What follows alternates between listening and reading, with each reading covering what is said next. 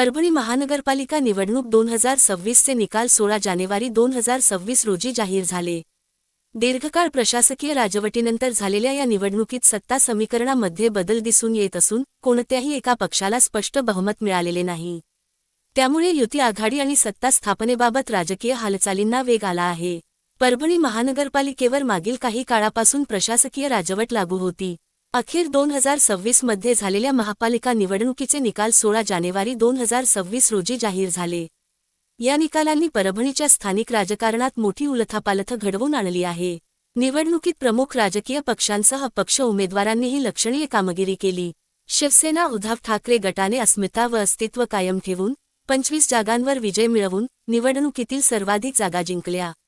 भारतीय जनता पक्षाला मात्र आणि भारतीय राष्ट्रीय काँग्रेस यांना प्रत्येकी समान प्रमाणात केवळ 12 जागांवर समाधान मानावं लागले, तर राष्ट्रवादी काँग्रेस पक्षाला 11 जागा मिळाल्या आणि स्वतंत्र अन्य उमेदवारास 5 जागांवर विजय मिळाला, अशा एकूण 65 जागा विजयाच्या मानकरी ठरल्या। महापालिकेत महापौरपदासाठी 33 जागांचं बहुमत लागतं, त्यामुळे कोणत्याही पक्षाला एका पक्षाकडे बहुमत नसल्याने कोणाशी तरी आघाडी करून सत्ता स्थापना होईल। सर्वाधिक जागा शिवसेना उद्धव ठाकरे गटाकडे असल्याने महापौरपदाचा मुख्य दावेदार शिवसेना ठरू शकते। शिवसेना 25 व काँग्रेस 12 मिळून 37 झाले तर स्पष्ट बहुमत होऊन सर्वात मजबूत व स्थिर आघाडी करून महापौर शिवसेना ठाकरे गट व उपमहापौर काँग्रेस ही आघाडी होण्याची सर्वाधिक शक्यता आहे। पण असेही होऊ शकेल, शिवसेना ठाकरे गट 25 व राष्ट्रवादी काँग्रेस 11 मिळून 36 चे बहुमत होऊ शकते।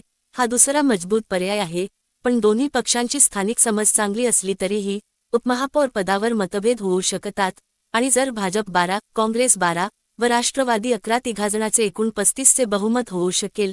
हे गणित जुळते पण राजकीयदृष्ट्या अवघड आहे। खरंतर हा राजकीय विचारधारेतील मोठा फरक घडू शकतो, परंतु शक्यता कमी आहे।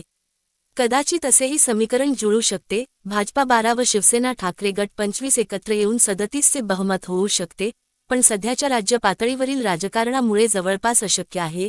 अपक्षांचा मात्र बहुमताच्या आघाडीला पाठिंबा देऊन किंगमेकर रोल राहील व स्वतंत्र 5 नगरसेवक स्थायी समिती, सभापती पदांवर प्रभाव टाकू शकतात। थोडक्यात सांगायचं म्हणजे सर्वात जास्त जागा असल्याने महापौरपद शिवसेना ठाकरे गट तर उपमहापौरपद काँग्रेस किंवा राष्ट्रवादीकडे जाण्याची दाट शक्यता आहे, कारण शिवसेना ठाकरे गट व काँग्रेस ही सर्वात संभाव्य सत्ताधारी आघाडी होईल। हा सर्व पुढील राजकीय चर्चेचा विषय आहे। खरंतर काही प्रभागांमध्ये अनपेक्षित निकाल लागल्याने पारंपरिक मतदारसंघांचे गणित बदलले आहे। कोणत्याही एका पक्षाला स्पष्ट बहुमत न मिळाल्यामुळे सत्तास्थापनेसाठी युती आणि आघाडीचे पर्याय खुले झाले आहेत। निकालानंतर विविध पक्षांच्या नेत्यांमध्ये बैठकांचे सत्र सुरू झाले असून महापौर व स्थायी समिती अध्यक्षपदासाठी जोरदार रस्सीखेच अपेक्षित आहे। दरम्यान मतदारांनी विकास, पाणी पुरवठा, रस्ते, स्वच्छता आणि रोजगार या मुद्द्यांवर भर दिल्याचे निकालातून स्पष्ट होत आहे। या निवडणुकीमुळे परभणीच्या राजकीय समीकरणांमध्ये नवे बदल होण्याची शक्यता असून आगामी काळात शहराच्या कारभाराची दिशा कोण ठरवणार याकडे सर्वांचे लक्ष केंद्रित झाले आहे। अशाच नवनवीन बातम्या पाहण्यासाठी चॅनल सबस्क्राईब, लाईक, शेअर व बेल आयकॉन प्रेस करा। धन्यवाद।